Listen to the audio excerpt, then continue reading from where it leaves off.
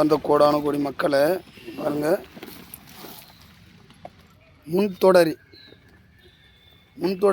பின்தொடரி மூலிகை காப்பு கட்டி எடுக்கக்கூடிய மூலிகை இது தான்.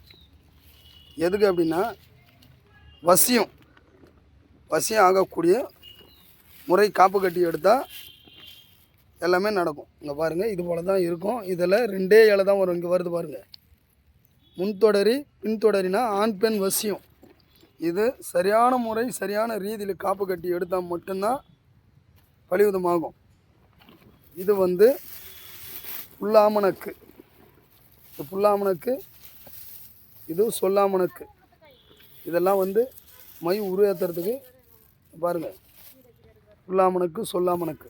இது போல் ஒவ்வொன்றுக்கும் நம்ம எடுக்கும்போது ஒவ்வொரு விதிமுறை பிரகாரம் நடக்கும். இது கரு ஊமத்தை. இது கரு ஊமத்தைனா இதுவும் காப்பு கட்டி தான் எடுக்கணும். இதுக்கு சில பல மந்திரங்கள் உண்டு. இதெல்லாம் வச்சு நம்ம மை உருவேற்றும் போது இது பேய் மிரட்டின்னு சொல்லுவோம். பேய் மிரட்டினா நம்ம வீட்டுக்கு தோஷம், அதாவது குழந்தைங்க அலறுது, அதுபோல் இருந்தால் இந்த மூலிகையை வச்சு காப்பு கட்டி நம்ம எடுத்து இதுக்கு உண்டான விதிமுறை பிரகாரம் எடுத்தால் எல்லா விஷயமும் நடக்கும். நல்லதுக்கு மட்டும் கேளுங்க, கெட்டது கேட்காதீங்க.